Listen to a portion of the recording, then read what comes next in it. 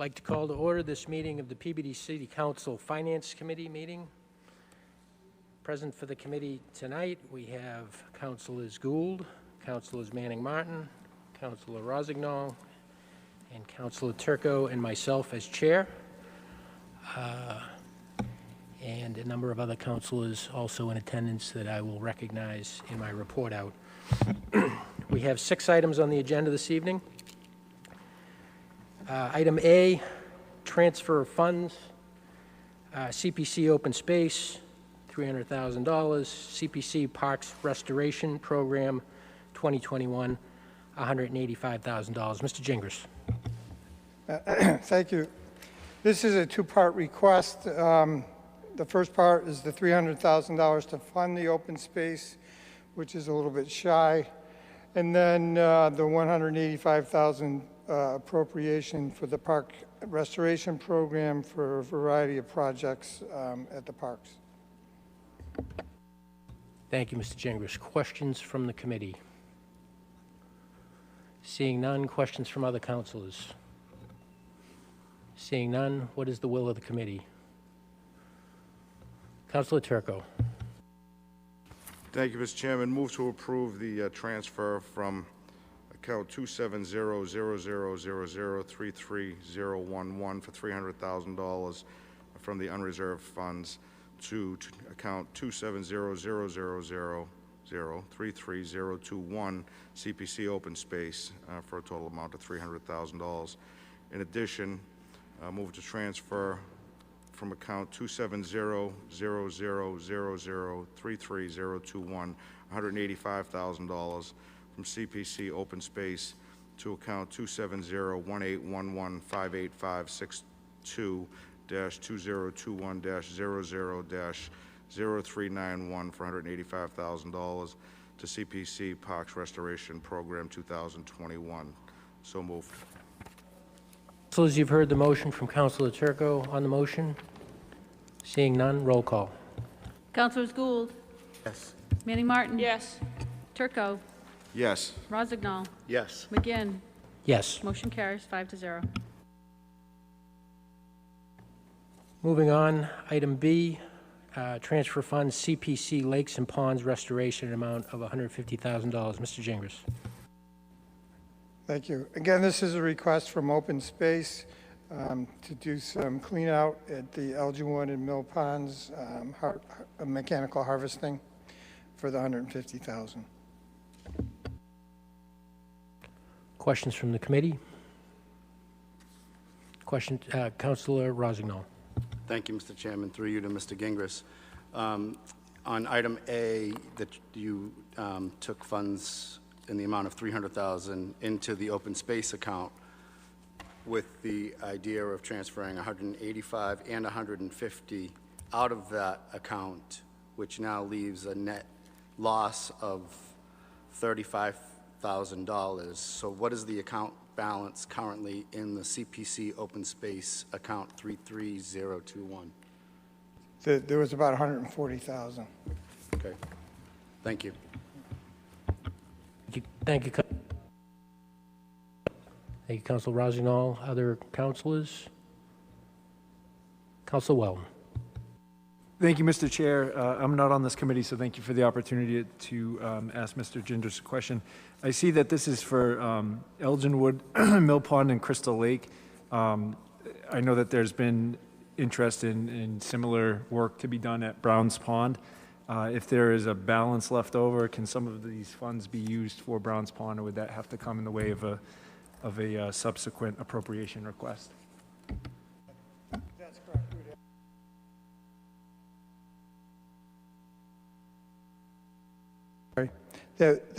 We would need another request for an appropriation, and depending on the available funds, we may have to replenish it again, like we did with this $300,000.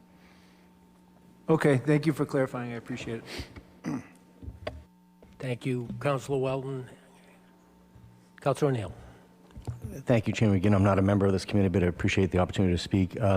Through you, I'd like to ask Mr. Gingras, the document does mention Crystal Lake. It's my understanding that that project obviously is complete and there's we're not going to be doing that particular, this mechanical, pulling the material out. That's already been done. This is just for Elgin Wood and Mill Pond. Is that a fair statement? That's my understanding, yes. Thank you, because I understand, Stuart Lazarus of the Conservation, through you, Mr. Chairman, Stuart Lazarus of the Conservation Commission told me about this process, that the natural plants of any of these aquatic areas, they die and they build up, and ultimately that's what happened with Crystal Lake, amongst other things, in fertilizer runoff. So I'm in full support of not only, focusing on these two particular bodies of water in Ward 6, but also doing it in other bodies of water. But for what it's worth, I'm in full support of this. Thank you. Thank you, Mr. President. Councilor Gould. Mr. Chairman, I'm ready to make a motion if you so. Yeah, please proceed with the motion. Make a motion to transfer from account number 270-0000-33021 in the amount of $150,000 from CPC Open Space to account number 270-1811-58562, 20220000392, again in the amount of $150,000 to account CPC Lake and Pond Restoration. So moved, Mr. Chairman. Thank you, Councilor Gould. I'm just going to hold the vote on the motion for just a quick moment. I think the mayor wants to make a quick comment. Thank you, Chairman. Again, I appreciate that courtesy. Good evening, Council. I'll be very brief. I did want to touch on Councilor O'Neill's question because it is an important one and directly pertains to this request from Community Preservation. We have, I think, as you know, we have a number of contracts with Solitude. There are contracts for the recreational bodies of water, the different ponds and lakes in our city, as well as the drinking bodies of water as well. And we have an agreement with them for work for Browns Pond specifically. So there's 3 existing contracts with Solitude. This request is going to be for mechanical harvesting, hydro raking, and as Councilor O'Neill said, it's kind of the muck and the dead plant life that's down the bottom, kind of to remove those and to make the pond and lake that much healthier. We are going, Community Preservation has requested, and I'm certainly fine with it, they've been doing this study for quite a bit, that they wanted to go first with Elgin Wood and Mill Pond. Our contract with Solitude really encompasses 6 ponds and lakes, Elgin Wood, Mill, Browns, Devil's Dishful, Bart's Pond, and Sid's Pond. And so I anticipate that this will just be the first of a number of projects we do that are similar to this, in which we will be trying to attack, hopefully 1 or 2 per year, utilizing community preservation funds to try to make sure we keep those ponds healthy and those lakes healthy. There is chemicals that are applied at those as well, but I think the mechanical harvesting, the hydro raking, will play a big role in trying to stave off what we had to deal with at Crystal Lake for years to come. So I think this will just be the first in a series of requests that we have coming to you for the different bodies of water here in our city. Certainly happy to answer any questions on that, but I think this is a good first step for us. I anticipate that either Browns or SIDS would be the next one that we would bring forth, just based on conversations we've had with Conservation Commission members and community preservation members. Thank you, Mr. Mayor. So we have a motion on the floor. Roll call. Councilors Gould. Yes. Manning Martin. Yes. Turco. Yes. Rossignol. Yes. McGinn. Yes. Motion carries 5-0.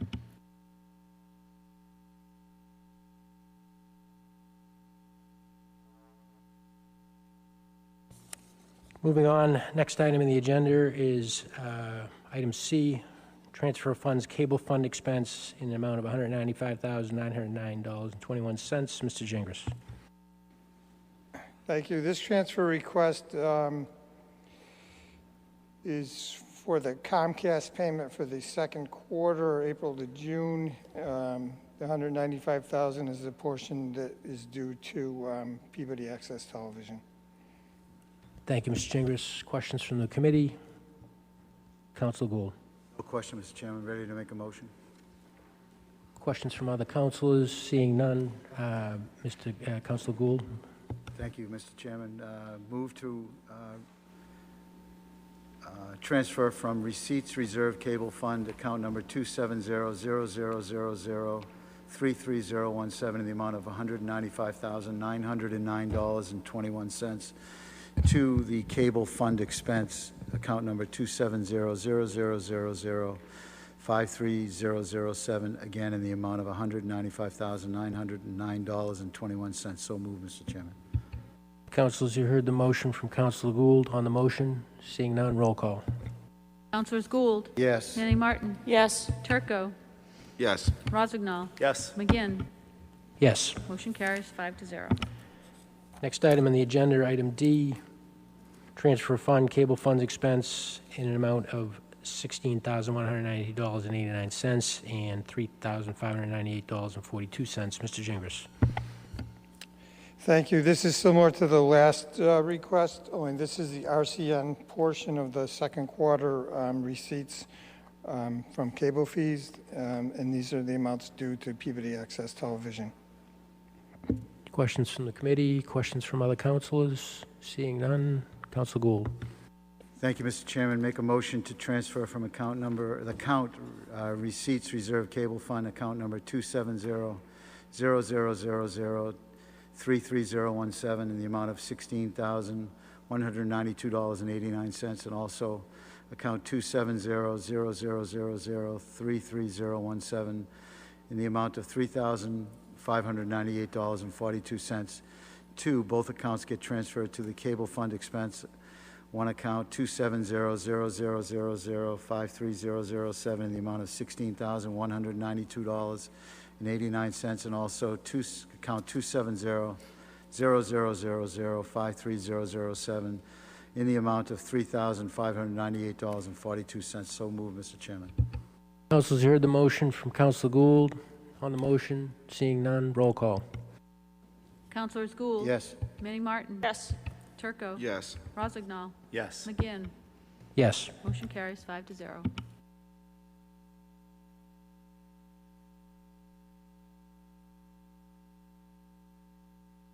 Next item on the agenda, item E, transfer fund various. Mr. Gingras. Thank you. This is the final fiscal year 2021 ending June 30th request to clear out the accounts and balance things out. A couple of things occurred. We had extreme usage at the golf course where we went over on some golf course maintenance items, but however, the amount of revenue produced was $1.8 million. Our previous high was $1.5 million in 2019, so we had a significant increase in revenue this year. And we moved some costs for workers' compensation from the general fund into the water and sewer enterprise to account for some costs that more appropriate to the water and sewer enterprise. And then there was balancing of various accounts to close out the budget year. Thank you, Mr. Gingras. Questions from the committee? Councilor Rozignol. Thank you, Mr. Chairman. Through you to Mr. Gingras, could you just elaborate on what the $78,800 are for the golf course construction items? Yeah, that's various pesticides and fertilizers and repairs to irrigation, things of that nature. Through the chair, and that's more than expected, or that was the expected dollar amount? That was more than budgeted. Thank you. Thank you, Councilor Rozignol. Questions from other councilors? Seeing none, what's the will of Councilor Gould? Thank you, Mr. Chairman. Mr. Chairman, do you want me to do the general one and then break them down by items, golf course, water and sewer, so-and-so? Councilor Gould, I'd be fine with you making one long motion. I would just ask that you, when on the first one, that you refer to the communication from the list attached to, from his, the communication from his honor the mayor, rather than listing all the specific account numbers. Okay, great. So, So to that point, Mr. Chairman, I'd like to make a motion to transfer from various department accounts, Mr. Chairman, in the amount of $189,460 to various department accounts, and there's a list submitted by the mayor in the amount of $189,460. So moved, Mr. Chairman. Is that sufficient, Mr. Chairman? that is sufficient, Council Gould, but you can go you wanna forward keep with going the, on the yeah, items? with the golf course and the. Sure. Specific accounts, current revenue, greens fees, in the account number 440-06995-42602, in the amount of $73,700. And golf grounds part-time wages, 440, account number 440-06995-51120, in the amount of $9,000. And both of those get transferred to, one of them is to golf course construction items, account 440-06995-52310, in the amount of $78,800, and also administrative clubhouse account 440-06998-54230, in the amount of $3,900. So move, Mr. Chairman. You just keep going. Keep with the going. water All and right, sewer. in the water and sewer enterprise, I'd like to make a motion to transfer from sewer salaries full-time, account number 460-04400-51110, in the amount of $6,500. Sewer overtime, 460-04400-51130, in the amount of $4,500. Sewer workman's comp, 460-04400-51611, in the amount of $750. Two, general account sewer outside services, 460-04400-53125, in the amount of $11,750. And also, the account current revenue water charges, account 440-06995-42602, in the amount of $119,500. Two account numbers, water worker compensation, the account number 460-04420-51611, in the amount of $64,500. Water outside services, 460-04420-51611, in the amount of $35,000, and also account water postage, 460-04420-53420, in the amount of $20,000. So move, Mr. Chairman. Thank you, Councilor Gould. Councilors, you've heard the motion from Councilor Gould. On the motion, seeing none, on the motion, Councilor Rossignol. Thank you, Mr. Chairman. I'll be brief through you to Mr. Gingras again. I see one of the transfer items is $11,300 to outside services for the city council. Could you elaborate on what that is?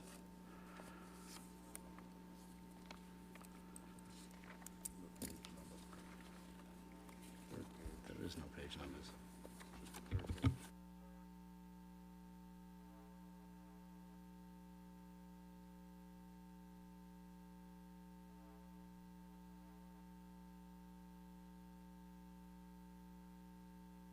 Yeah, those are the stenographic services, outside services, to fund those. Thank you. Thank you, Councilor Rossignol. On the motion, roll call. Councilors Gould, Yes. Manning Martin, Yes. Turco, Yes. Rossignol, Yes. McGinn. Yes. Motion carries 5-0.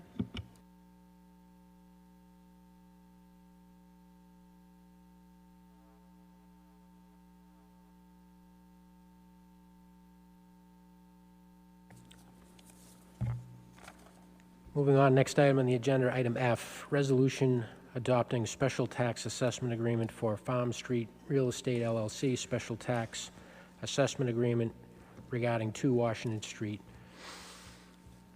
Mr. Mayor. Thank you, Mr. Chairman. Again, good evening, councilors. Hope all of you are doing well. I appreciate the opportunity to speak tonight in front of you on what I think is a very important topic and another big step towards what I think is going to be a very special project for our city. I'm here today seeking approval or an authorization for the city to execute a special tax assessment agreement with Farm Street Real Estate LLC, which is the entity that Ed Greeley oversees. I certainly can go into great detail on this project. I know we met a couple of months ago when I was seeking authorization for the city to sign the purchase and sale agreement. I certainly can get into things very deeply in terms of what I believe this project will bring to the city. But all of you know this project pretty well. All of you are very aware and familiar with 2 Washington Street, 12 Washington Street, and 16 Washington Street. Right now, they are producing nothing for our community. They have producing no jobs, they're producing no revenue, and they continue to be a very blighted, be very much in blighted condition, and is a great eyesore for our community. This is a very unique and challenging project. Certainly, if we wanted to go the route, as I mentioned a couple of months back, if we were looking to maximize the value of this property, we would be selling to a residential builder, a developer, and there were many that were interested in the site. I'm not going to go back to the history of what's brought us here today, but certainly those sites were very much of interest to residential developers. We would have had a significant number of apartments at those locations, not just 2 Washington, but 12 and 16 also. And I don't want to speak for everybody, but I know many of you, and certainly I believe that that was not the right type of project we wanted for that neighborhood. We kind of focused in on specific uses that we wanted, a hotel, a bed and breakfast, maybe a mix of residential. Those really made this project and the development of this site very challenging. And I think we've been forced then to be creative, to look at opportunities to make sure we have the right type of project, the right type of opportunity to do the right thing for our community and really build a foundation at that corner, which we need for our downtown. I think all of us agree with that. I believe in this project. I believe in Ed Greeley. I can report to you that Salem 5, I spoke earlier with a bank officer. That project has been approved for well over $3 million in funding from Salem 5, as well as community development funds that have already been approved.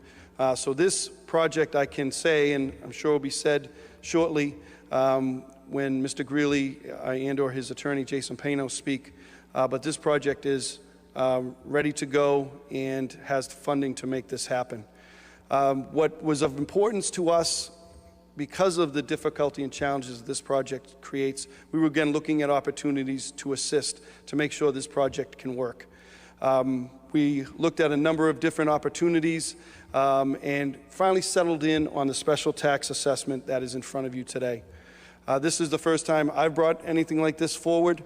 There's been some discussions in the past on some earlier potential projects in Centennial Park and other places where we look strongly into some sort of TIF or a special tax assessment agreement. However, those were not brought forward at that time.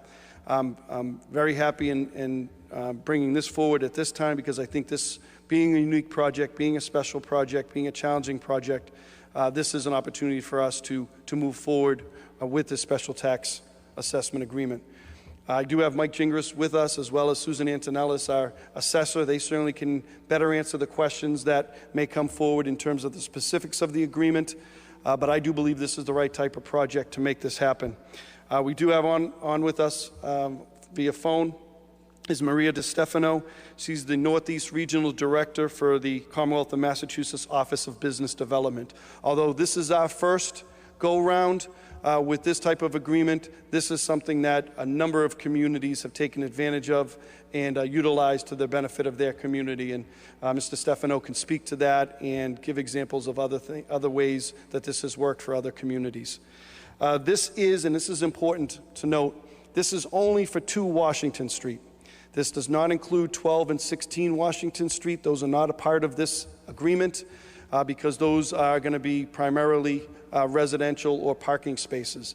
This can only be utilized for commercial.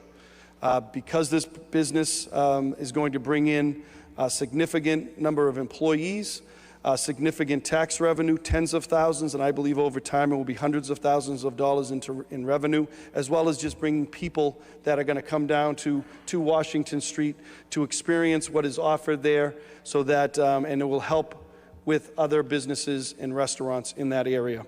I believe a rising tide lifts all boats, and I do believe this is a perfect example of that.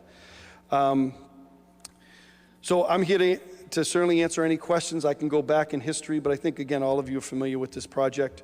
In terms of the finances, this particular financial questions you may have, Mike and Susan are here to answer those, as well as Mrs. DeStefano on the phone can answer those questions. Just to go back to Washington Street, because the proposal is going to be for 3 residential units in the carriage house area, those would not be part of the tax assessment either. It is just for the space that will be utilized for the hotel and for the restaurant with the speakeasy in the basement. That's what is in play here. And I think it is the right way to go about this, because it is going to take a significant amount of construction work to make this happen. And I felt that this is an opportunity to provide some initial relief to Mr. Greeley and his team, to allow them to do the construction work, build their product, and then over time, the tax obligation would increase for them. It's from 5 to 20 years. We felt that 10 years was the correct number. Others have utilized 5 and as much as 20. We thought that 10 was the right one here. And as you see in the chart, that will gradually go down, or their tax obligation would gradually go up. I'm not sure, Mr. Chairman, what's the best way to go about doing this. Certainly, Mike and Susan are here, and I know Ed Greeley and his team are here as well, but certainly open up to any questions as to the next steps here. Thank you, Mr. Mayor. I'd suggest what I'd like to do is just take questions, and then we'll decide who best to direct them to. So at this time, I'd ask for questions from the committee. Councillor Turco. Thank you, Mr. Chairman. Just a couple of questions, Mayor, a couple for you, and then I think maybe Maria DeStefano would be the best person to ask. But so in 2023, you have the value of the parcel listed as $400,000. Didn't we settle the litigation for more than that money, or is that because, as you just noted, we're separating out the carriage house, why it's valued less than what the litigation we settled is for? Thanks, Council. I think probably Susan would be best to answer that.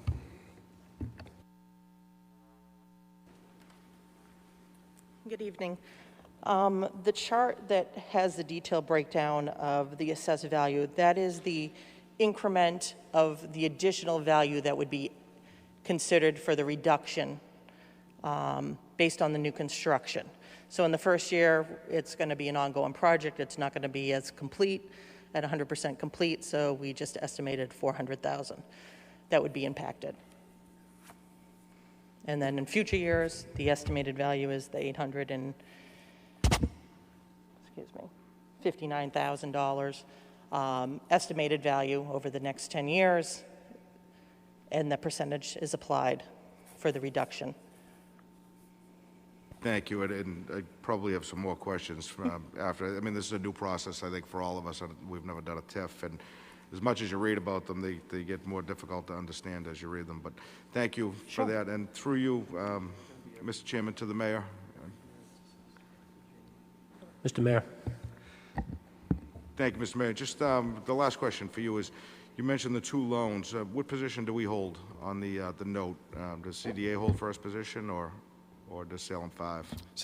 Salem 5 would hold first position. The CDA would hold second position. Thank you. And again, Mr. Chairman, through you to Ms. DeStefano, can you hear me? Yes. Thank you very much. If you could just give us some education on the TIF. You know, my specific question, I guess, would be regarding, so Mr. Greeley will pay taxes on the current value of the property as of today, and then for the next 10 years, a portion of the increased value of the property through construction. but he will always pay the taxes on the current value throughout the whole process, correct? So the difference between an STA, a special tax assessment, and a TIF, tax increment financing. I'm sorry. First of all, I should have said thank you very much for allowing me to speak this evening, and I applaud you for what may be your first tax credit project. So, a TIF is actually based on the incremental increase in property taxes. A stay actually is relief on the current assessment as well. Okay, so I don't. thank you. So there's relief on the current value and the increased value over the next 10 years. Yes, and so we see a lot of STAs when the state sees a lot of STAs when, particularly when a municipality owns a piece of property. And to the mayor's point, when the municipality is not receiving any tax benefit from that particular parcel or that particular building. So that's when we see STAs. Thank you very much. And I did see somewhere in our packet that there's some obligations to be held, such as, and I guess maybe I shouldn't call it an obligation. I'm not sure. That's I'm going to ask you. There's mention of holding 6 Peabody residents as employees throughout the length of the TIF. Did I read that right? Is that an obligation, or is that just something that developers do in the goodness of their heart, or is that part of this whole TIF process? So the city of Peabody has every right to put what they feel they need to make it, I don't know if I want to say worthwhile, but for them in the STA or the TIF agreement. And let me back up for a second. So you're discussing it tonight, and then it's going to go through the process, the rest of the process on the municipal level, and then finally we're going to take it to the state, to the EACC committee, and we're going to discuss it at the state level. And at that point, I'm sorry, I'm trying to look at this. Okay, so my apologies. I don't know where I was going with this, but what was the original question? I'm sorry I'm doing this on the phone. I apologize. No, thank you. That's all right, Mr. Stefano. The question was in regard to obligations of the developer regarding employment opportunities for Peabody residents. Perfect. Thank you. Thank you, sir. Yes. So you can. So if the proponent at any time does not meet their obligations as outlined in your STA agreement, you meaning the municipality has every right to, you would contact me. Well, first you would, obviously have this discussion and say, why haven't these obligations been met?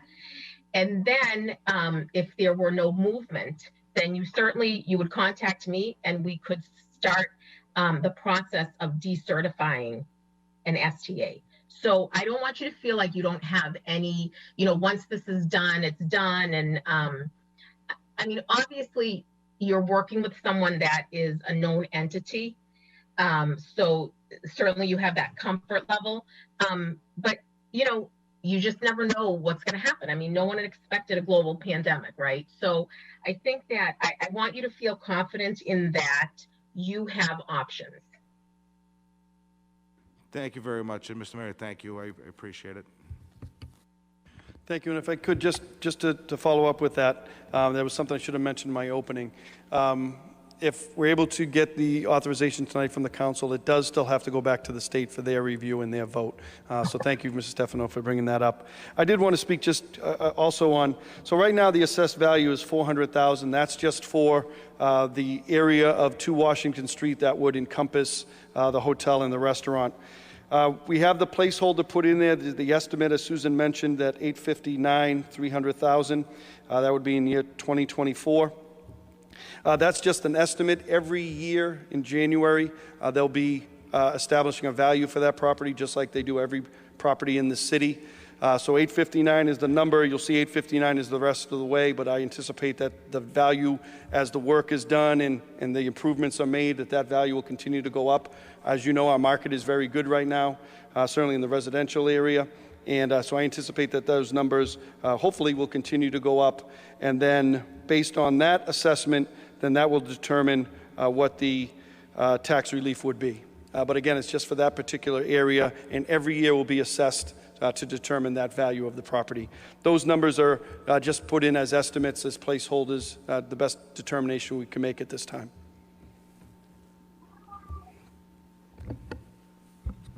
Thank you, Mr. Mayor. Questions from other councilors? Councilor Gould. Thank you, Mr. Chairman. Through you to the mayor.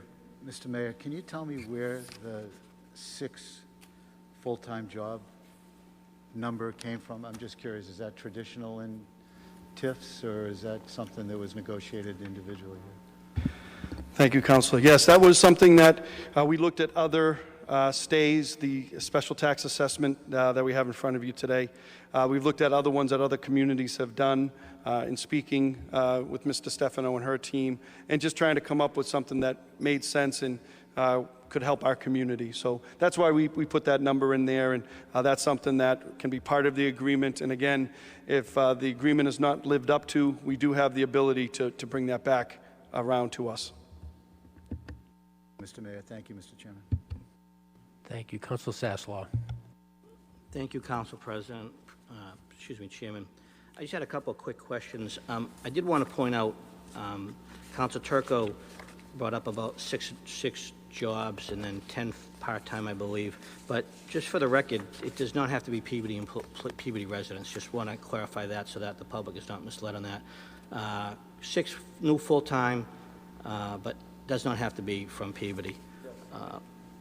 Also, Mr. Mayor, second position, what's the amount of the CDA loan funding? So right now, I believe the Salem 5 loan is 3.25 and CDA is 3. 3 million? Yep. Okay. And I believe we're looking at a $7.5 to $8 million project. The rest of the funding would be Mr. Greeley. I did see that. I think there was a $7 million commitment, I believe, based upon the agreement. Just looking at the agreement, just there are a couple of acronyms and a couple of notations about committees being formed. And I just had a question. On page 4, on item 4, it says, Special Tax Assessment Negotiation Administration Committee to negotiate tax incentive agreements for the project. The STANAC is composed of the mayor, city employees, and 2 representatives from the city council. So obviously we have a negotiated agreement, so the STANAC has already been in place, and if it is, can you identify who the people who are part of this committee? It would have been Mr. Gingras, Mrs. Antonellis, myself, and we did not have Attorney Khan. We did not have a representative from the City Council. Okay. I don't know what to say on that. I'm just reading what was provided me. I don't know why that was put in then, but I don't know if that's going forward you plan on doing it, or it's a little confusing. In addition, going further down the agreement, the document, it talks about, a couple of times it refers to the city as an economic target area. What I'm trying to understand is, I'm in support of this, but does this mean the whole part of the city? Is this a piece of the city? Because it referred to economic target area, and usually sometimes like when we did, when we did the licenses for liquor licenses, we had to identify certain areas where they were going. I just didn't understand where the company should provide the city, just the economic target area. Is that just a broad term? I'm just trying to understand it, that's all. Yes, that's a good question. So an economic target area, being a gateway community, being an area where we have mixed use, we qualify for our downtown area, Washington to Foster to Walnut, as an economic target area, which allows for opportunities for grants and some additional funding that maybe other communities wouldn't be able to receive. Okay, great. Moving down, item number 5, it says the company shall provide the city an economic coordinating council with an annual report for each calendar year of the agreement within 45 days. And I believe that is, the purpose of that is to review the agreement to make sure the conditions are being met. Who is on the Economic Coordinating Council? Have we established one yet, and how is that going to play out?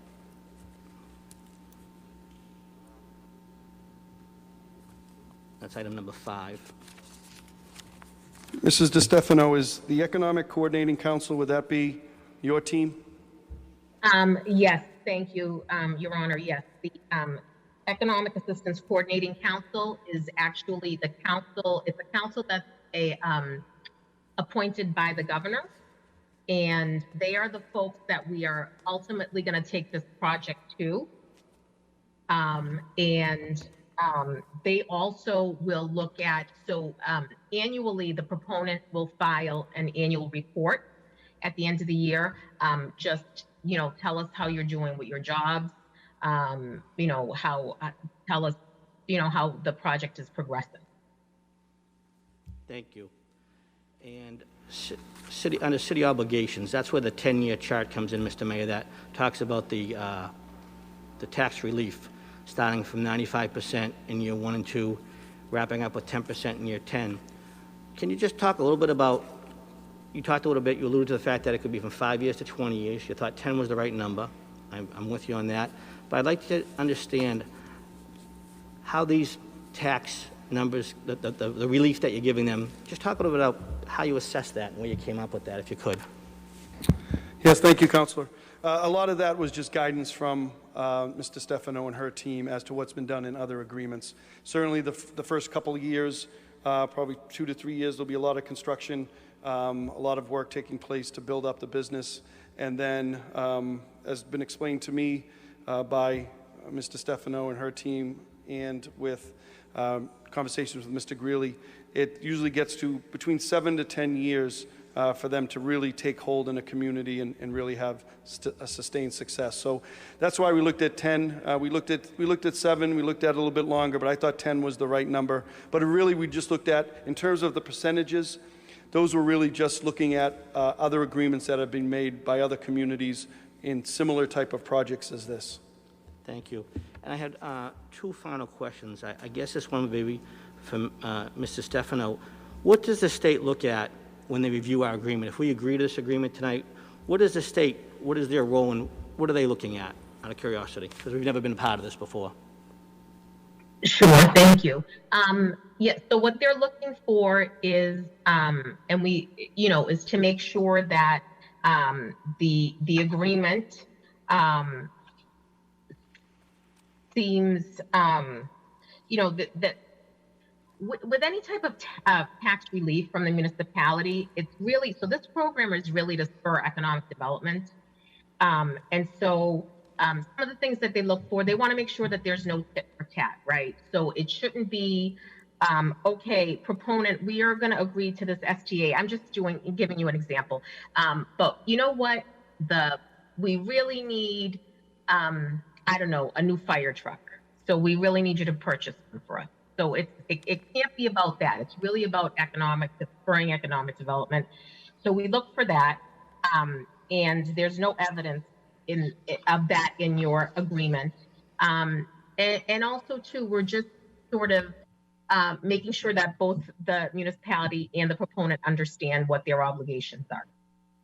So I'm having a little time having a hard time hearing, but I think I get the gist of it. But let me just ask you this. Is the state looking out for the best interests of Peabody when they're reviewing this agreement as opposed to the developer? Is that the role? Are they looking at making sure that we didn't give away too much of the farm? Is that a fair statement? If it's not, please correct me if it's not. So we don't get involved, the state doesn't get involved in the actual, all along with this project, I was available to answer any questions from the proponent, from His Honor, from His Honor's team. But we don't get involved in the actual the STA negotiation. It's really about what can the municipality bear. It's about both sides. What can the proponent do? How much can they live with, and how much can the municipality live with? So they're not gonna, So when we go to the EACC, to the council meeting, they're not going to dissect it and say, wow, we think that this is a 10-year tip. But let me just say, in year 19, if it were 20 years, in year 19, we think you gave up too much. That's not going to happen. And in fact, when they are voted on, they're actually voted on in a slate. So all the local, the STAs and the tips are voted on in a slate. Thank you. And I just had one last question. I was just curious. We see the 10-year agreement, and we sit here, and it's September of 2021. Before we have to agree to this agreement or vote on it, I'm just curious if the developer could just give us an idea of what is their project timeline as far as when they see certain pieces of it being fully functional, whether it be the hotel, the restaurant, the speakeasy, just so we have an idea of what we're looking at. And obviously, it'll be great when it's because we'll get tax revenue of the restaurants and hotel taxes, but I'm just looking at some idea of, as we sit here in September of 21, what's their goal for fully being opened or partially being opened?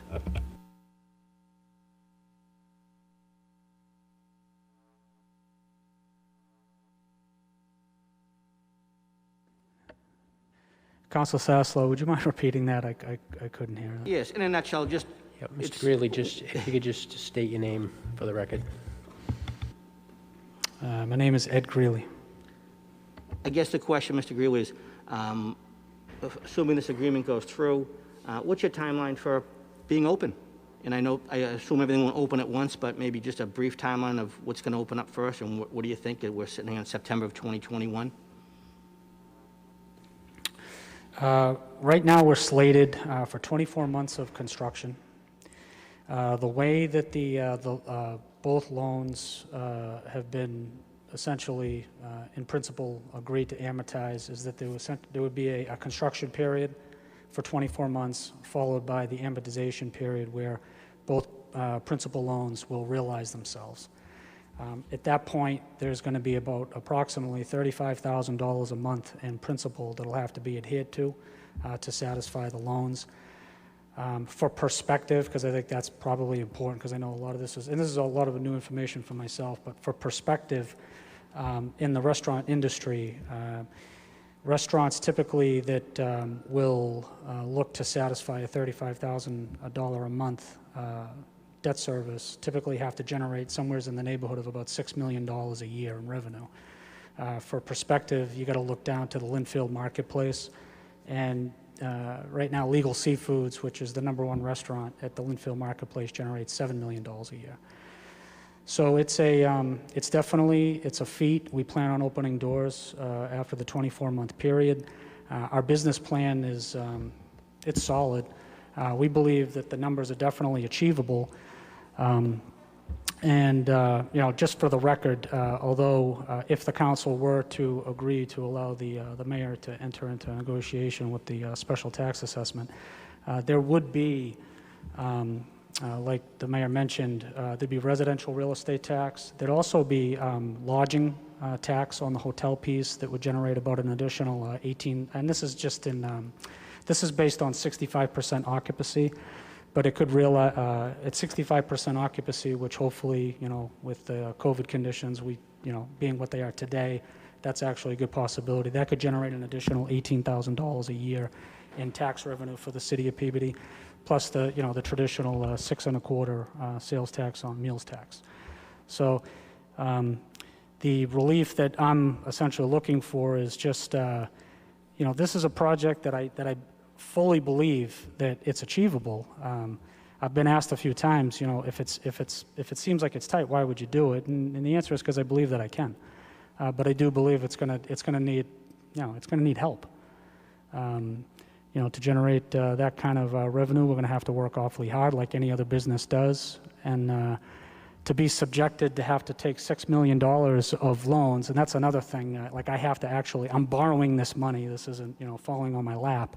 I'm going to inject, close to several $1 million into these properties, and if I were to be subjected to that value, that could be the difference of make or break, especially getting right out of the gate. So Essentially, it's just, it's our business plan looking for a little bit of room to breathe and, over time, generating the property properly, letting the property amortize properly, and making good on what I responded to with the RFP in the city. Thank you. You gave me much more information I was looking for, and I appreciate that. But, so basically, January of 2024, hopefully you should be operational fully. That's a fair estimation, you feel? Assuming we close in the next, 30 to 60 days, yes. Okay. And just for the record, we did not talk about face masks before the meeting tonight. Thank you.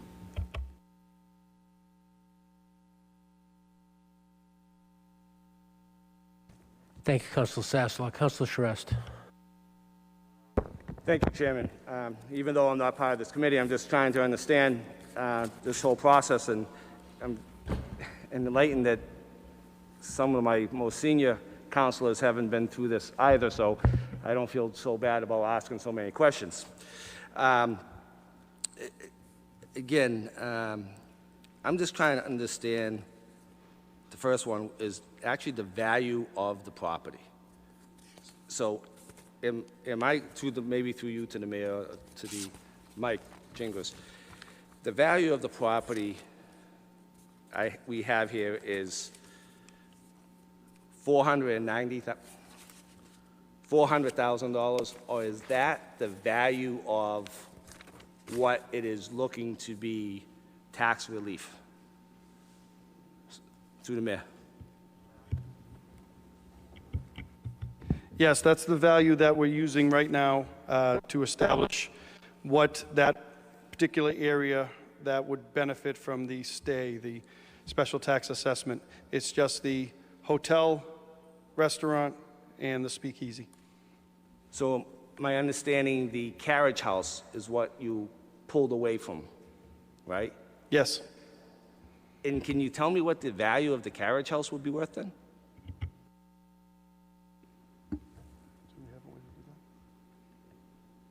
believe we have it assessed as 4 units currently. I don't know if the proposal is 3. Ms. Antonellis, could you just come up so we can hear you? Thank you. I believe we have the carriage house assessed as 4 units currently, and I believe the proposal is 3 units for that portion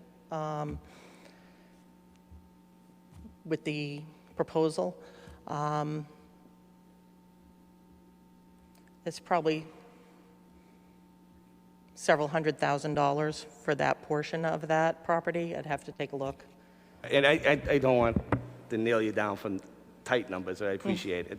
And this is all math that I'm trying to understand. So basically you're saying the carriage house is worth maybe half of what the main residence is worth? No, no, the okay. carriage house, we're estimating that the carriage house is going to be roughly 15% of the value upon completion. The All right. residential portion will be 15%, commercial portion will be 85%. Yeah. I'm sorry, maybe I wasn't clear. I'm talking about the value of it as it stands. Like we have an assessed value on books. Correct. The assessed value of the project, the property as it stands right now is $1 million, slightly over $1 million. So if we value it now for slightly over $1 million, why is the assessed value here at $400,000? I'm missing something. That's the increment for the construction changes. That's not the assessed value. So is the tax relief only on the increment? Correct. Only on the $400,000? The way the agreement is written, that it's only on the additional construction to the property. So the assessed value of $1 million, the petitioner would be paying full tax value on that? It will have to be reviewed, definitely, because I believe there's going to be a different sales price for that property once the property gets sold. Okay, so again, I'm trying to understand this. I'm not trying to lock you in or anything, but so the assessed value of the property, the worth property right now. It's on the books at slightly over $1 million. Slightly over $1 million. The $400,000 that he'll be receiving, the 95% tax relief, right, is only on that. So he'll be paying 5% taxes on that, Correct, and the full tax value on the million correct, of day one. correct.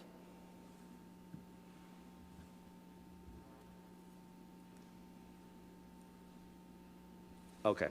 And then in 2024, when the project is expected to be fully constructed, it will be, the tax relief would be only on the, 859.3, but it'll Correct. still, that value of $1 million, would that increase also, or would that stay stagnant? It's probably going to change. I mean, values change every year. So I mean, it's just an estimate for, So assuming it will go up, assuming it will go up. and that tax relief is not on that million or whatever it is. Correct. It's only on the estimate tax increase of $859,000. The way that this agreement is written, yes, it's only on any new construction. Now, is there a different agreement than what I'm looking at here? Oh, there is? So will we be seeing that before we vote on it? I mean, it kind of goes back to, I hate to say it, about that first meeting when you had two different kind of documents.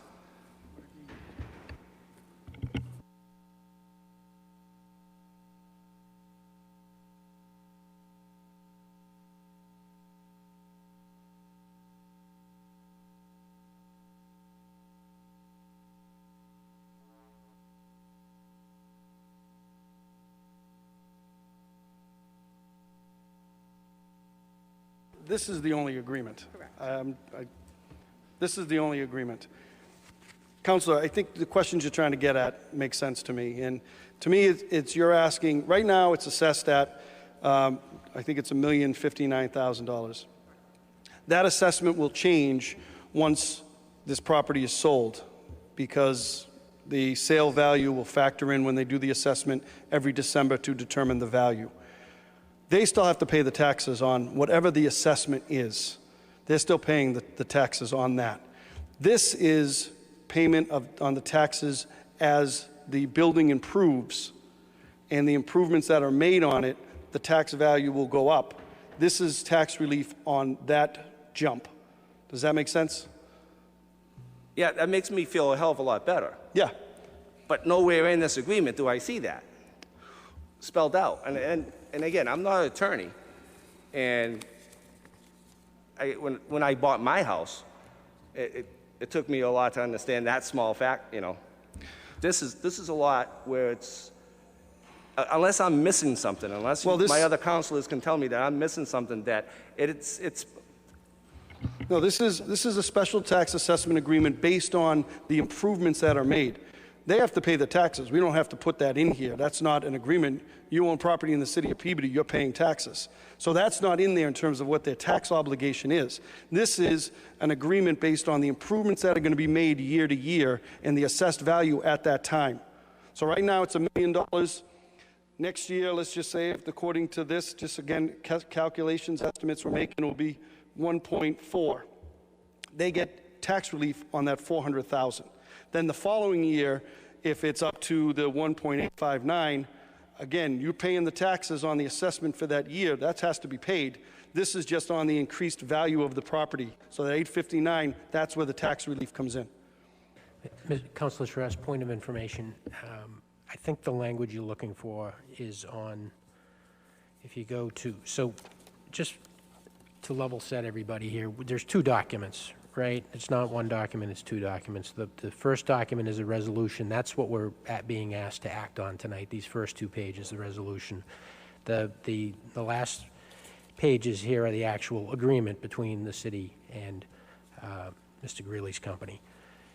If you go to that second document, Councilor Shrestha, and go to the second page under B, Section 1, it says the city shall grant a special tax assessment exemption to the company in accordance with the Massachusetts General Law, Chapter 23A, Section 3E. Said exemption shall be granted and applied to the value of new construction to the property and to the future additional construction of the property. So I think that's the language that you're looking for, Councilor, that spells out that it applies to the incremental value. Would you, is, Wait a does, minute, is, what was that again? so if you, again. Item F? No, if you go to the second document, the special tax assessment agreement document, right? And then you go, so that's in your package, that's Yeah, the. no, I'm thinking I might have it here. Yeah, go ahead. Okay, and then you go to the second page of that document, there's a section B, city obligations. Yep. And in B1 is the language that I just read. And Okay. I believe that's the language that spells out that this pertains solely to the incremental assessed value based on the new construction. Is that, And is that's your- does that help? Yeah, it does. I'm happy because if you're just, as a regular public looking at it, it looks different, you know? So I'm glad it, No, again, I'm glad Counselor, I asked my be stupid assured, I questions. had all the same questions, and this is new for all of us, so Yeah. I completely agree that I'm glad that we're collectively working our way through this so that everybody has the same understanding of what we're Sure. being asked to. So that would be the same if somebody bought a home that needed renovation, and the city said, listen, you're gonna put in all new appliances, new hardwood floors, new everything, but we're not gonna tax you on that for a period of time, right? But they are gonna be paying for what the value of the house is now. Exactly, Councilor, and you're asking absolutely the perfect and correct questions.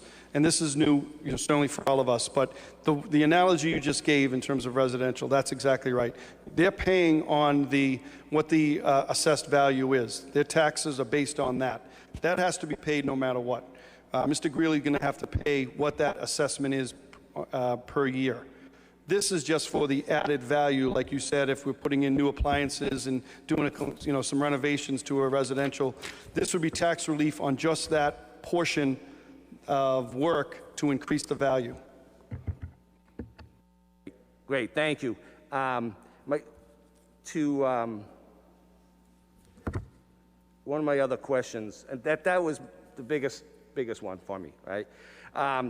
When we're talking about the employees, the six full-time employees, in the initial it said it would be city employees, but it doesn't have to be city residents employees, it'd be employees in general. Why would that matter to us then?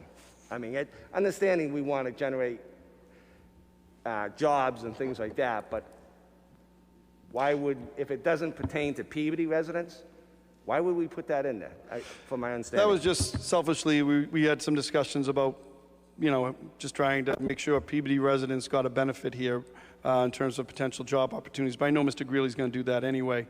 But really, when it comes down to it, the work that's going to take place, a lot of it is specialty work. He needs some flexibility in order to make sure he's hiring the right people. And that wouldn't be a guaranteed paid wage or a utilizing union labor, would it? That I don't know in terms of the construction team how that's going to work. I don't know if it's going to be unionized. And if I may, to the Stefano or Stefano? Di Stefano? Ms. Di Stefano, may I ask you a question? Sure, yes. Thank you. Please. Thank you for being here. With the commission, do they guarantee anything for the community? I know you don't, and the first question was you don't really have to, you're not really looking out for the city interests, even though I'm sure you are at some point. But is there any guarantee if the state accepts this program in their means, I guess, of whatever words you want to use, that there is a guarantee from the state to us that this is a feasible opportunity and for the taxpayers to be benefiting from it? So I don't know if I want to call it a guarantee, but certainly, so the EDIP, which is the state's Economic Development Incentive Program, that's sort of the umbrella program that was established that allows municipalities to use TIF and use STA That was established to allow municipalities to do projects such as this, right? So if there is, at some point, if there is, the municipality is struggling either with, let's say, attracting companies to the municipality, right? So they would certainly use a TIF or an STA.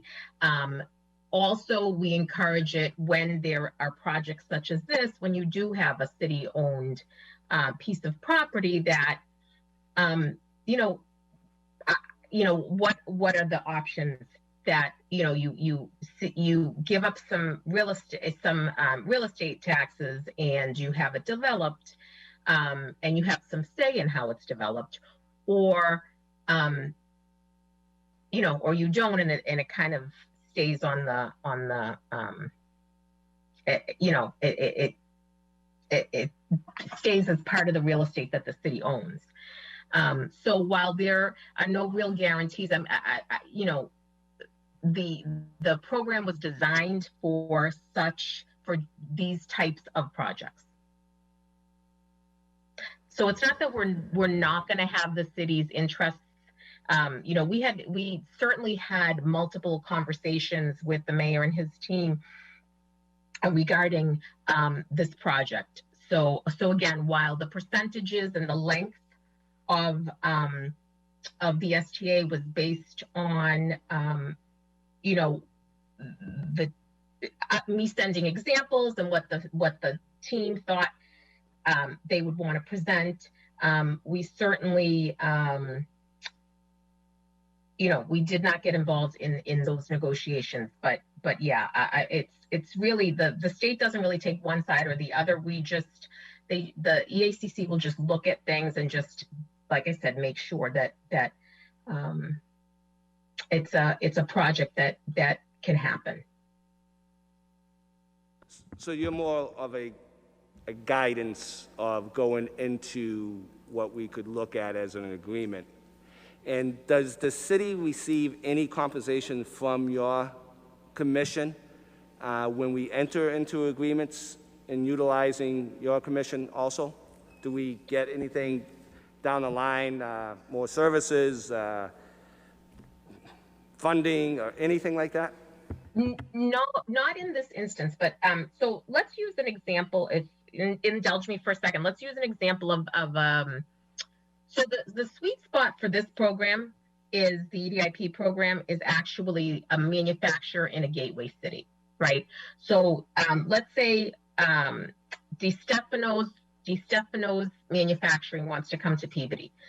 So you can, the city can negotiate with that manufacturer to try to lure them, to try to incentivize them to come to Peabody.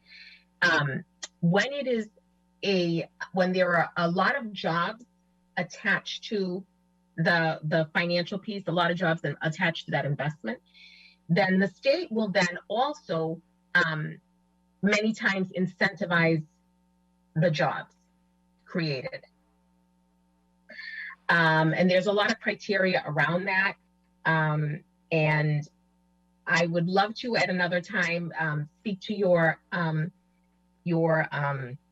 committee and do a 101 on TIFs and STAs and how do you attract larger companies. And with a gateway city, which you are, you would tend to receive more, your company that you're attracting would tend to receive more than a non-gateway city in terms of an award from the state. And does the city have to pay for your services when we enter, utilize? No, not at all. I work for the Baker administration. So Okay, we're the executive branch economic development agency for the Baker administration. But it does have to get your approval. It has to get the EACC's approval, yes. So I facilitate it. It's my job to facilitate the introductions. It's my job to sort of help with process questions, get everything together. I submit it internally. They discuss it. They get back to the proponent and to the city with questions. And then when it's ready to go, we take it to the EACC, which meets 4 times a year. So they are going to meet later this month. But like I said, I don't ever remember when it was a local tax credit that, because by the time it gets to the EACC, so there's different checks and balances, so that if we see any red flags, they're usually caught prior to the EACC meeting. Thank you. Maybe I could ask them through the chair to the mayor. Mayor, did she just say this is not usually a process using municipal property? Did I miss that? Was that not said or was said? No, this is a utilize this stay, and stay and TIFs are different, as was explained earlier. We've looked at different both of these types of options for us at other projects, not just this one. But the stay has been used commonly for examples where they're city-owned property and they're not generating any income right now. So then the stay made more sense to go that direction because it's generating nothing for us, rather than a property where we are generating and you take a step back. We wouldn't be taking a step back because we're not receiving anything at this point. So the stay is commonly used in those type of instances. Thank you. And through the chair, can I just ask Ed a question? Absolutely. The petitioner? Thank you. Mr. Greeley? Or his attorney, either one. Mr. Greeley?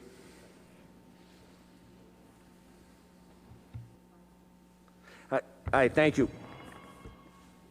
I'm satisfied with understanding now what the tax exempt, you're paying full taxes on the value as it stands today, and I'm so happy with that. I also have to look out for the, what was it, $3 million loan from the city, right? So you made a statement that made me kind of sit back a little bit, and I'm not sure if it was, you meant to say the way you did or what, but you said on when this becomes matured at 2 years after construction, your payment on principal would be about $35,000 a year, $35,000 a month, correct? Okay, and that you would have to generate about usually a $9 million a year generation in a food establishment to make those payments. Did I get that wrong? Yeah, Okay. It's about approximately 6 million, not 9. Okay, so it wasn't a 9 million, okay. 6 million that you need to bring in to be able to pay that 35,000 principal note per month, right? Correct, yeah, and the only reason I even mentioned it is I've heard, and matter of fact, it was mentioned yesterday that I got a good deal. Mm-hmm. And the only reason I even mention the reality of the finance is because it's the way that I responded to the proposal was in the form of a restaurant and a hotel. And we have an exceptional business plan, and our team is, in my opinion, is more exceptional than the business plan. So there's an extreme amount of confidence that we can hit our target. On the other hand, to have to be subjected to invest several $1 million into a property, and then upon reassessed values, which happens annually, have to be subjected to a far greater tax base than what exists today, it puts more constraint on the project. So I had mentioned it early on that because it actually even said it in the RFP. It said that the city would consider tax incremental financing. So it was in the original RFP. So all I did was look down that road of what was originally in the RFP, investigated it. That's when we met with Maria with Mass Development. She talked about the different programs, and obviously it would help the project at 2 Washington Street. And then, just to make a final point, I think it's also a mechanism that the city of Peabody could also utilize at a later date to maybe attract businesses that it would want to attract. Sure, and none of those, your statement I would disagree with, because that's why we went this route, because we want to attract businesses here in downtown and utilize that property in the best interest that we thought as a city. And I'm asking you only because you made the statement, and if you was 6.5 and not the 9 that I thought I heard, and I'll be completely clear, I'm the one that said you got a good deal, because my eyes, you got a good deal, right? The city is investing with you, as I say, into this endeavor, and up until 10 minutes ago, at least and I will speak for myself and maybe some other councilors, and I can tell you certainly other city taxpayers, thought you were going to get a 95% tax relief on the whole property, not just what you're investing in. So, yes, so I stand tall on my message is that I thought you got a good deal, and I think residents think there was a good deal, is because the understanding, by layman's terms here, is that you were getting a 95% tax relief on the whole property, what it stands today. Now, 10 minutes ago, we got cleared on what that is. I still think it's a good deal. I still think it's a good deal. Okay? Only because, the city, hey, listen, the city paid well over $1 million. So I want to understand that it's 6.7 because he said the restaurant in Linfield takes in $7 million a year. So it's a big challenge, and I get that, and I understand that. And we've been asked to understand the challenges he has to make these payments. I'm just watching out for the taxpayers too. No, those questions were right on, and I'm glad through your questions we were able to clarify that, because that is an extremely important point, and I want to make sure all the taxpayers know that there's no relief on what his tax bill is. It's just relief on the improvements that he's going to make over time. But he's paying his taxes just like everybody else. All set, Councilor Shrestha? Yes, thank you. Yeah, thank you for your great questions. Councilor Rossignol. Thank you, Mr. Chairman. I'll be brief. First one, just for clarification, if you look at the second page of the agreement portion, it's under Section 3, it clearly states, agrees to, in best effort, will hire qualified residents in the ETA. So going back to whether they're hiring Peabody residents or not, they're going to make every best effort. That's just a point of clarification. The only other question I had was after 2032, then all taxes go back to normal, and that's the end of the stay, correct, Mr. Mayor? Yes, that is absolutely correct. Thank you. Thank you, Councilor Rossignol. Councilor Welton.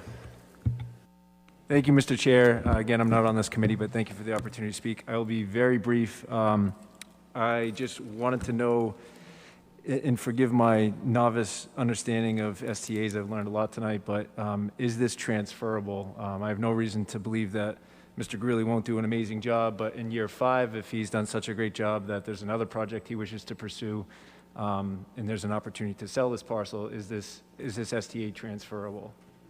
Thank you. Yes, good question. No, this agreement is with the property. The property or the developer, just for clarification? So, I'm sorry, I misunderstood your question. If Mr. Greeley purchased another property, if he could transfer this agreement over, which is no, it would stay with the property. But your question is different? Yeah, sorry, I should have clarified. So if in 5 years, Mr. Greeley chooses to move on from this project, right, and there's a new purchaser of the project, does this STA extend for the property? That's what I was getting at. Sorry about that. I misunderstood, Mr. Welton. Councilor. Mrs. DiStefano, is that happened before where can this be transferred to another party? My understanding is that it just stays with this particular owner and this particular entity. That's correct, Your Honor. They stay, tax credits stay with the project. With the proponent. So if it becomes a different project, those are gone.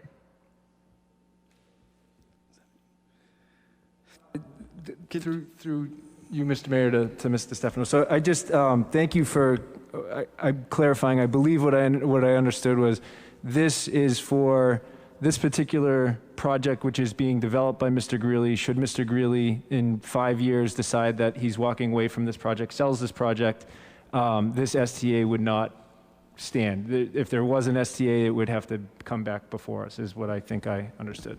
You Yes, are that's- correct. Yeah, that's Yeah. correct, Mr. Wells. I'm sorry, I think we made this a little more complicated than it needed to be, and I misunderstood initially. No, this agreement is with Mr. Greeley and this property. This cannot be transferred to some other entity that potentially would buy from Mr. Greeley. If that were to happen, that comes back to us. The agreement would end with Mr. Greeley's ownership. So, yeah. Thank you very much, appreciate it. Thank you, Councilor Weldon. Other councilors? Seeing none, a couple comments from me. So, as Mr. Greeley kind of mentioned, the TIF was definitely mentioned in the RFP. From my perspective, this coming before us is not a surprise.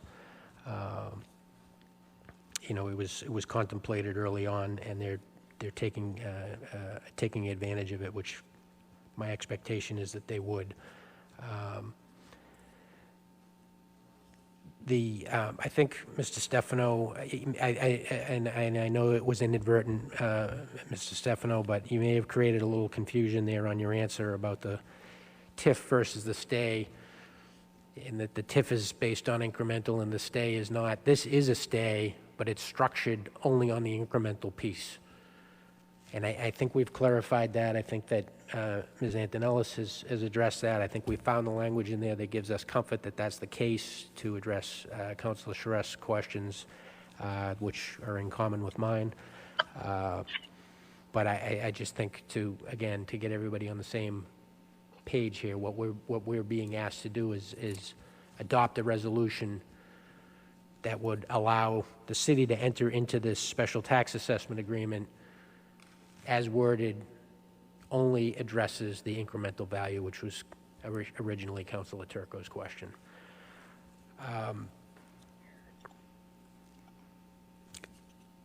Councilor Sasslaw raised this question about the language in the resolution, item 4. I had the same question about the two city council representatives. I mean, we're going to get, depending on what the will of the committee is tonight, we're going to be asked to vote on this, and I'm a little uncomfortable voting on something that includes language that is not correct, because this has already happened in past tense, and it didn't include two representatives of city council. So, Mr. Mayor, would you be comfortable with us striking the language about the two representatives from the city council, or is that somehow a requirement of this resolution? I'm comfortable if you wanted to take that route, or having a committee now that monitors this on a year-to-year basis, meeting with our tax assessor and her board. I'm open to any suggestion. That was my mistake. Yeah, I'm not looking to point fingers of blame, Mr. Mayor. Is there a role for this committee going forward, or is the role of this committee to negotiate this agreement? Because the agreement's been negotiated. Yeah, my understanding is that it's a negotiation between myself and our finance team with the proponent. Okay, so is there I guess the direct question is there a role for two representatives of the city council going forward in this, on this particular resolution, or does it make sense to remove that language so that the resolution is accurate? Yes, we've reached an agreement. That's what I'm bringing you today. It would probably make sense to remove that, and I accept responsibility if the in the will of the council on that. I know we had a meeting, Council McGinn, but that was after it had already been negotiated, and we were just trying to give you information prior to the meeting as finance chair. But it was negotiated by myself, Mr. Gingras, and Mrs. Antonellis, along with Attorney Khan. Right, and to further clarify, Mr. Mayor, I was only asking questions. I had no involvement whatsoever in the negotiations, so let's make sure that's No, sorry. We were just saying, that as we typically do before a finance meeting, we just review the agenda with you. So on item 7 in the resolution, this is just a construction question. Maybe it's a question for Attorney Khan. There's this acronym used for the EACC. I don't see that defined anywhere in here, but I do see it defined in the tax assessment document. So can we just add that definition in for, we use the acronym in 7. This is a nit. That will be included in the final signed agreement. Right, but we need to include it in the resolution, which is what we're being asked to act on tonight. So I suggest we do add that definition. I agree. In the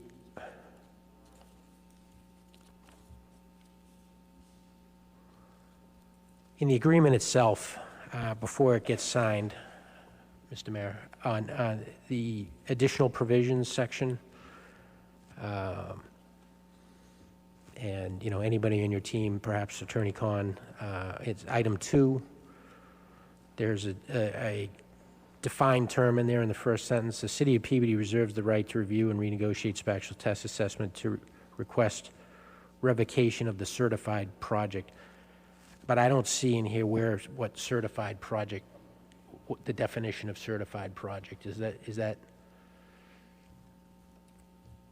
Certified project, it has to be certified by the EACC, the Governor Baker's appointed team. So that this agreement isn't effective until it's certified by the state. So certified project means project certified and approved by the state. EACC certified project. Okay. So my request, I'm not going to include this in any motion, or I wouldn't request it in a motion tonight because I think it's something that can get cleaned up before anything gets signed. But again, just a construction comment about the agreement itself. And then in item 6, there's a couple of references to buyer in there, but buyer is not a defined term in here. City is and company is, but buyer is not. So I think buyer in this context means company, but I think that's a cleanup issue. Yep,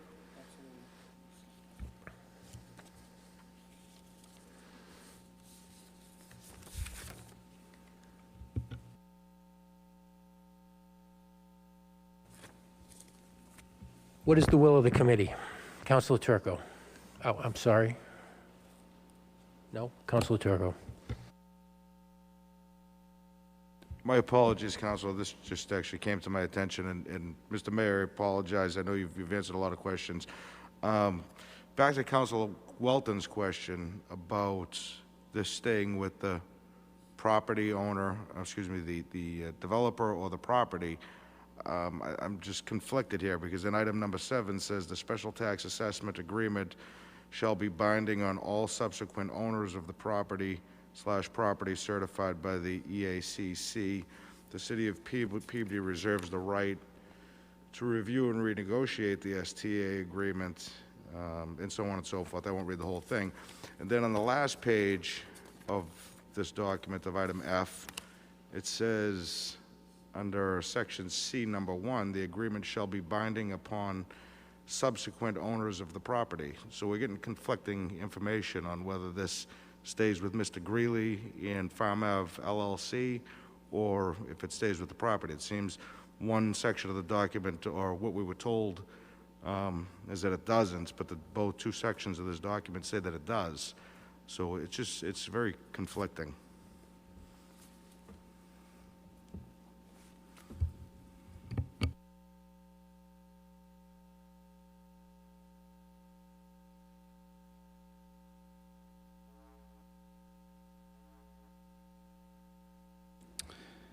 Council, I'm not sure I agree that it is conflicting. I think we have the ability if circumstances were to change and there was a new owner being proposed, that we have the right to seek decertification of the project and review and renegotiate a special tax assessment agreement should we want to.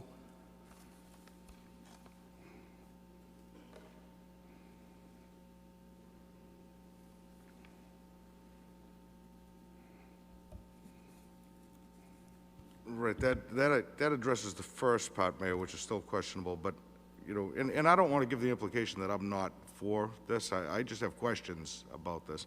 The last section that I mentioned, section C, on the second to last page, number 1, says distinctly, this agreement shall be binding upon subsequent owners of the property.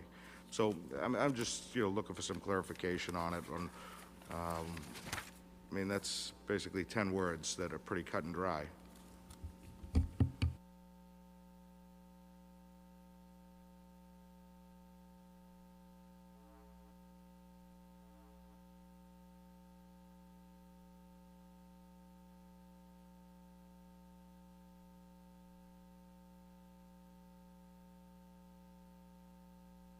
I was reading number 2, which I think is more in line with what the agreement says. That line has to be out. Sorry. Mr. Mayor, or Councilor Turco, which line are you referring? Councilor Turco's absolutely right. That line has to be out. I was reading C2, which I think is more in line with what the resolution stated, but that line has to be out. Thank you, Mr. Mayor. Mr. Chairman, through, well, to yourself. That would be the signature page, on item C, number 1, under additional provisions. So if we could strike that and then renumerate items 2 through 6 to 1 through 5, then I think that works well. Absolutely. Thank you, Councilor. You're 100% right.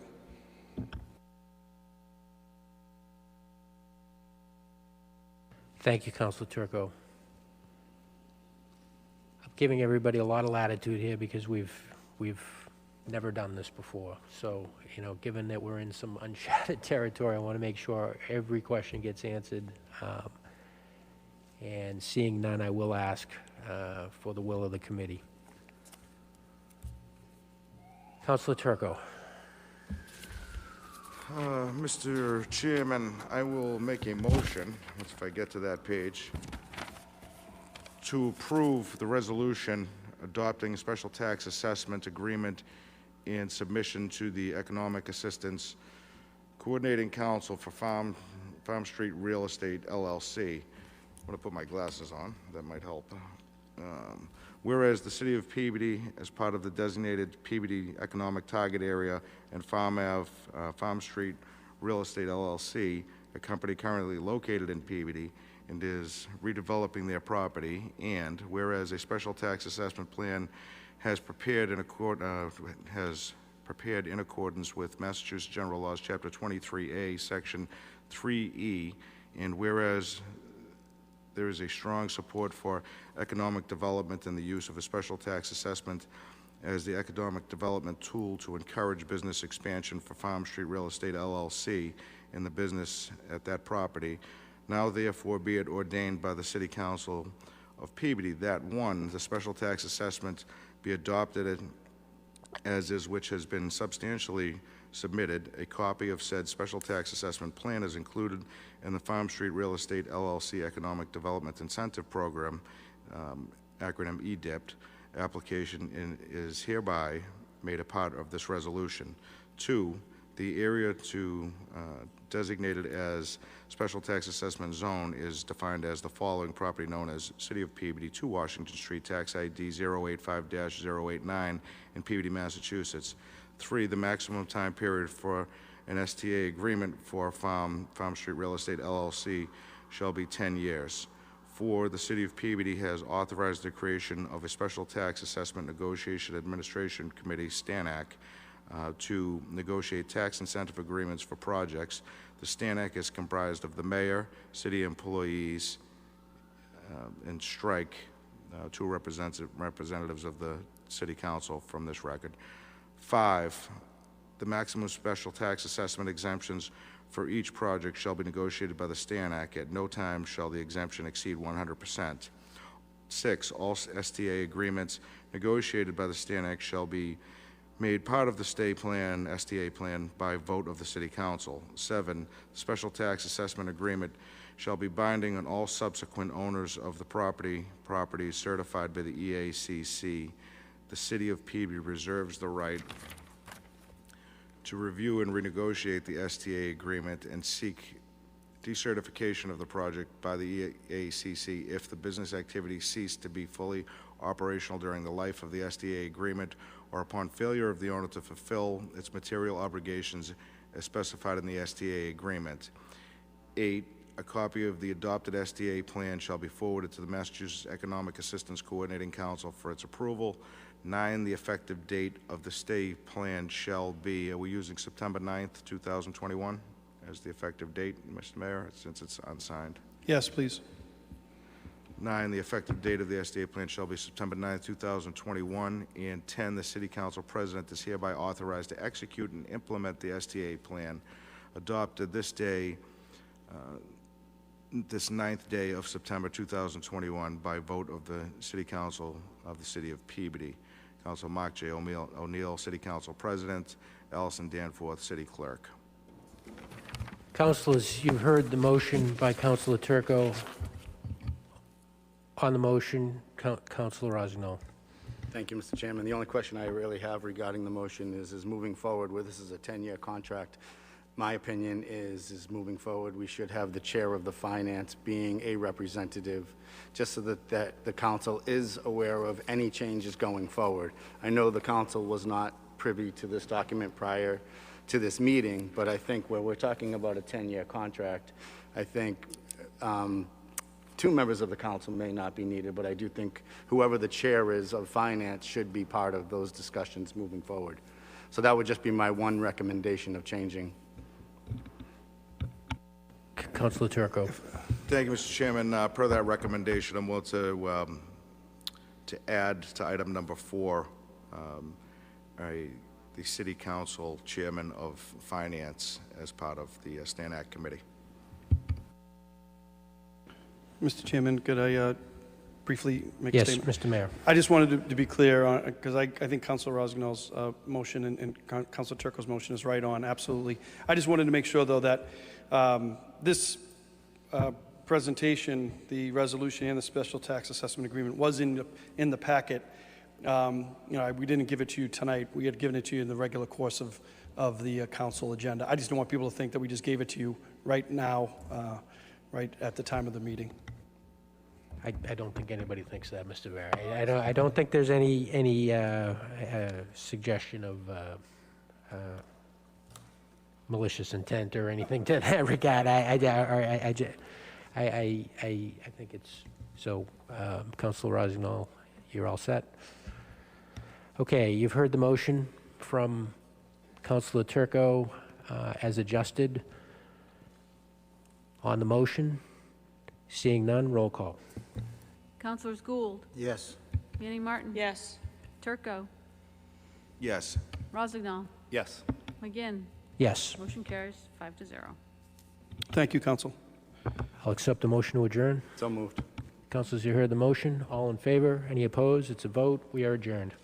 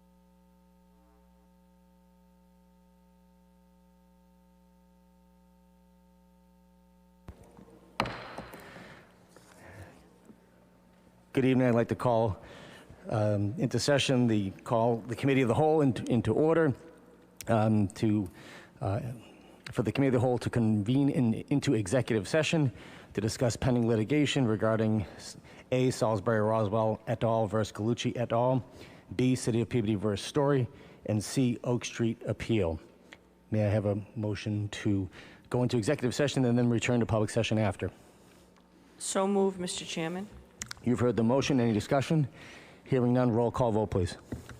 Councilors Gould, Manning Martin, Yes. Sasslaw, Welton, Yes. Charist, McGinn, Yes. Mitsoulas, Turco. Yes.